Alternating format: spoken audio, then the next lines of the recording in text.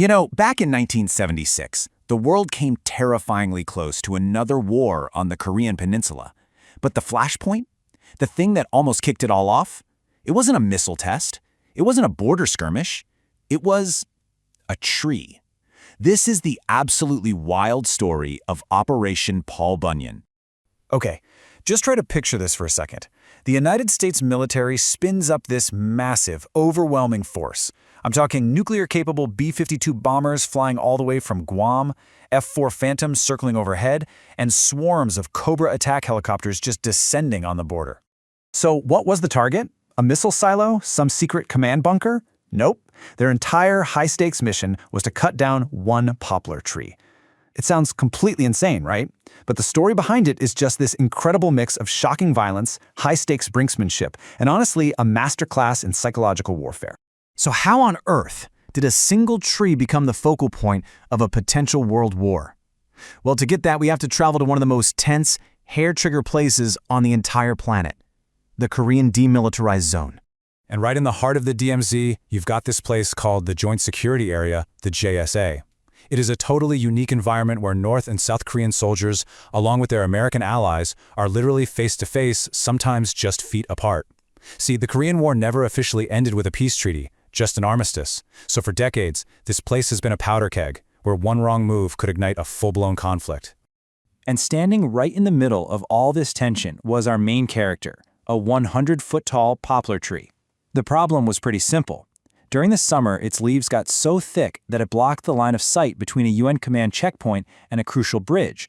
All they needed to do was trim it for security, a totally mundane, routine task that was about to turn into an absolute catastrophe. On August 18, 1976, that simple pruning job became a horrific international incident. What happened next is as brutal as it sounds, and it's the reason this whole crazy operation even had to happen in the first place. So a small UN work party shows up. It's led by two American officers, Captain Boniface and Lieutenant Barrett, and they're just there to trim the tree. Out of nowhere, North Korean soldiers, led by this very aggressive lieutenant named Pak Chul, confront them. He demands they stop making this bizarre claim that the tree was personally planted by Kim Il-sung. Captain Boniface, of course, refuses. And in a split second, everything explodes. Pak Chul screams, "Kill the bastards!" And his men grab the axes from the work party and brutally murder both of the American officers. The news sent shockwaves all the way to Washington. President Gerald Ford himself condemned it, calling it a dastardly act of murder. The United States had to respond. But that was the million-dollar question. How do you react to something so barbaric without kicking off a war that could kill millions of people? The answer was Operation Paul Bunyan. Now, this was not going to be a simple revenge mission. This was something much smarter. A carefully calculated move using the overwhelming threat of force to get what they wanted politically. The whole point was to send a message so loud, so clear that it could never, ever be misunderstood. The planners laid out 4 crystal-clear goals. Number 1, finish the job. That tree had to come down to prove they would not be intimidated. Number 2, assert their resolve. They had to make it clear that attacking their people was a red line you do not cross. Third, they would use so much force that Pyongyang would think twice or 100 times before ever trying something like this again.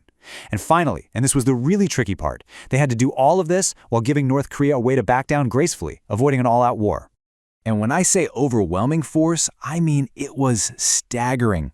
This wasn't just a work crew with a few more guards. They brought out the big guns. B-52s, fighter jets, attack helicopters, special forces, tanks. They even sailed an entire aircraft carrier battle group into position. The whole point was to achieve what military strategists call escalation dominance. Basically, showing up with so much firepower that the other side has absolutely no good options to fight back. So just 3 days after the attack, at 7 a.m. on August 21st, the operation kicked off.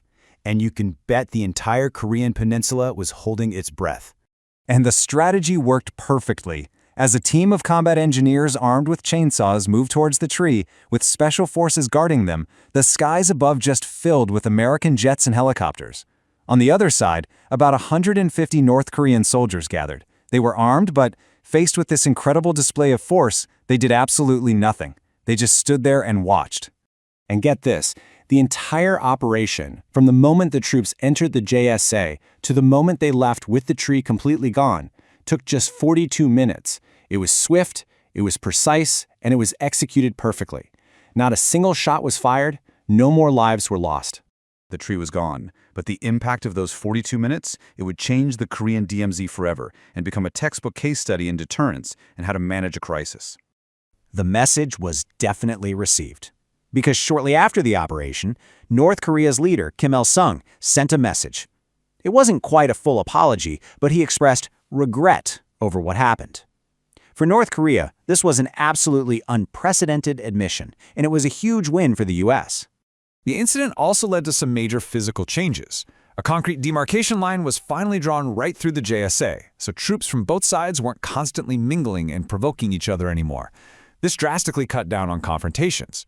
The operation became a classic lesson in deterrence.